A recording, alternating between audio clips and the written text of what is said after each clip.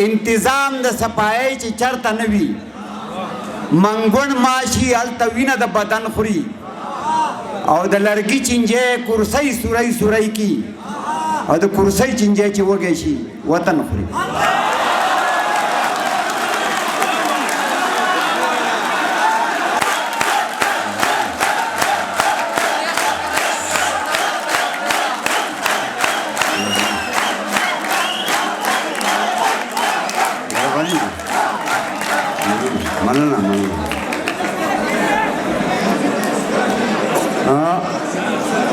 لکه خاموشي غواړم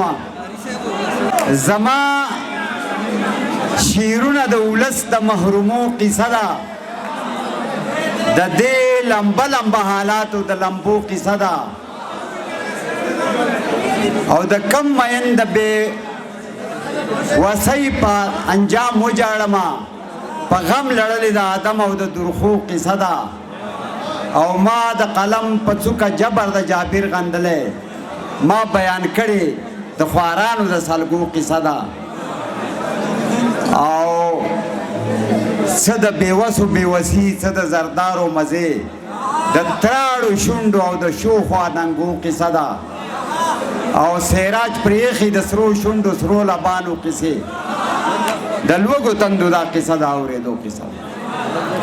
اوس د سره څو قطعې شریکومه چې د جاپان به نن نه نوم او نه نشانو که قامونه په بمونو ورکېدلی او زیار اخلاص د پرمختګ دپاره شرط دی خیانتګر قامونه نشي جوړولی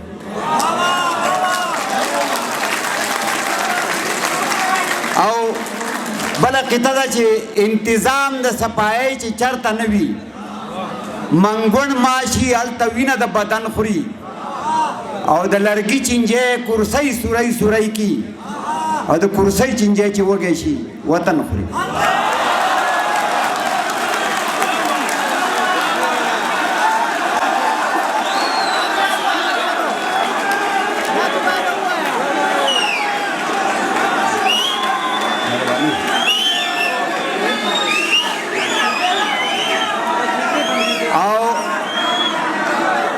د حالاتو په مکتب کې چې څه زده شي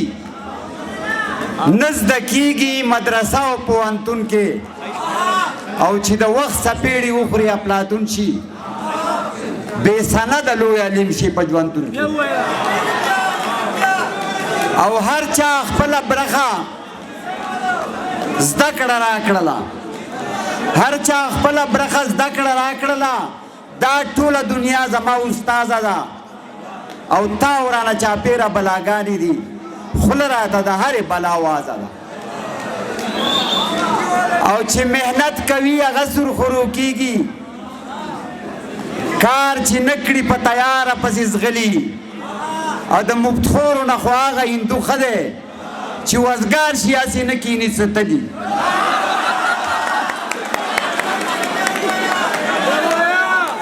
هلکه داسې کار دی که نه خوښ کېدی دا هلکان دي ټول که نه رومان له به راشم ټیک ده وخانده د زړه دنیا مې ورانه که پړق شه ګړزهار شه تندرونه شه او ښکیل مې که په پیچو خم زلفانو کې دار شه هتکړی شه زنځیرونه شه او بیا یې په کجلو سترګې تورې کړې ګوره انحراف یې د قانونو کو او ځان چې سینګار په آینه کې کو ربه ستا تخلیق کې یې بدلونو کو او ته مې یار نه شوې ټول کلی مې دشمن شو عجیبه غوندې عمل لا سره وشو او د ټول عمر کړاوونه مې سین یوړل د شیطان په شانې چل لا سره وشو او چې زما راتلو ته دومره خوشحالیږي ګرانه زه به د چړو په څوکو درشم او ته چې ما پوخلا کوې څومره مزه کړي کله کله درنه زه کمرور شم او څوک چې د نیستۍ په جرنده دل اوسي هغه د هستۍ د کوره لرې وي او مینه په نهره خېټه نه کېږي دا خو د مړې ګېډې خبرې او داسې پیمانه د حسن چرته ده څوک چې پې د یار د ښایست تولو کی او ستا لشې لشې ازغي ازغي باڼه باغ ته لکه څوک د غنو شپولو کی او ستا د نازونو اداګانو لوګې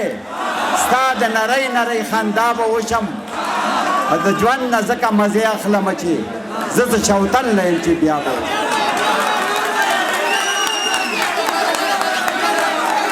یو څو شعرونه یم نورو زه ویمه پوره یو اویا رنځونه مې د ژوند په پیچ پوره کړل